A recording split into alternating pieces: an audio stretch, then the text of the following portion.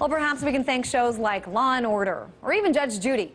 But there's something about drama in the courtroom that seems to captivate American audiences.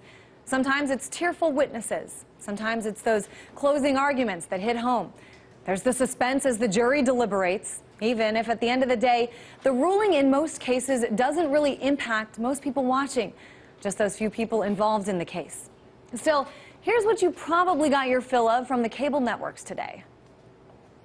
Closing arguments happening right now in the John Edwards corruption trial. The fate of John Edwards could be in the hands of the jury as early as tomorrow. Today's wrap comes after a month of emotionally charged and dramatic testimony. The John Travolta sex suit has come to an abrupt halt. Closing arguments underway. The wrap-up of this trial was a bit of a surprise. The defense rested without calling any of the major players to the stand. The second man who alleged Travolta had groped him withdrawing the charges. 9 men and 7 women are hearing closing arguments in the dramatic campaign finance trial. Closing arguments today in the John Edwards campaign finance trial here in Greensboro, North Carolina. Could the judge's latest ruling be a major setback for the former senator and one-time presidential candidate? He has no idea why his client withdrew the lawsuit. John Edwards corruption trial. The jury could get this case as early as tomorrow. His defense team resting after weeks of often dramatic testimony. His defense team rested their case after just 2 days and after deciding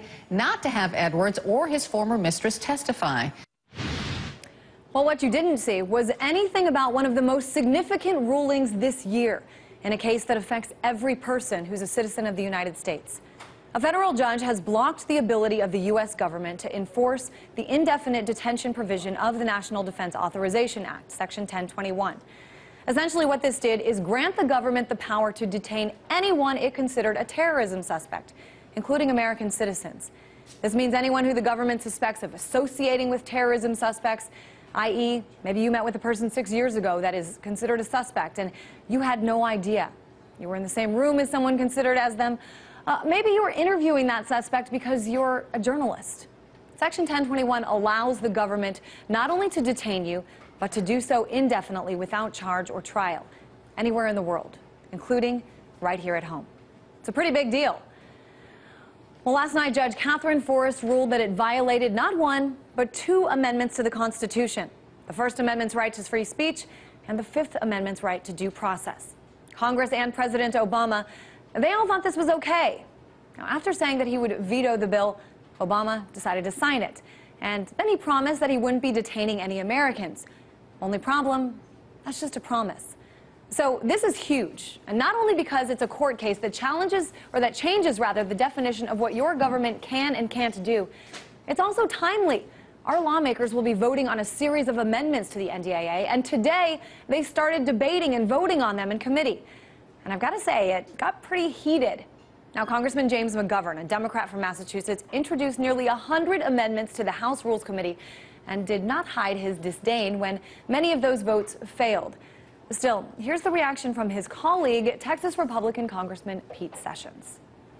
Mr. Chairman, I think we've gotten this, that Mr. Montgomery is not happy. I think this is also behavior that I wonder if people have been out drinking tonight, or whether they are mad or angry or incapable of controlling themselves. And I would question that tonight. I take offense by that, Mr. Chairman. I have an amendment to the rule, Mr. Chairman. And I would say to the gentleman that, you know, there are some issues worth fighting over, and for me, ending this war is one of them. So clearly, some emotion and controversy here. But back to the NDAA and yesterday's overwhelming rejection of the decision by Congress and the President to give themselves unlimited power. This is huge and an important story. And where was it? Not on the mainstream media. They were too busy providing wall-to-wall coverage of all the important cases about sex scandals with former movie stars and washed-up politicians. But a case about freedom and justice for all Americans, this is what the mainstream media chooses to miss.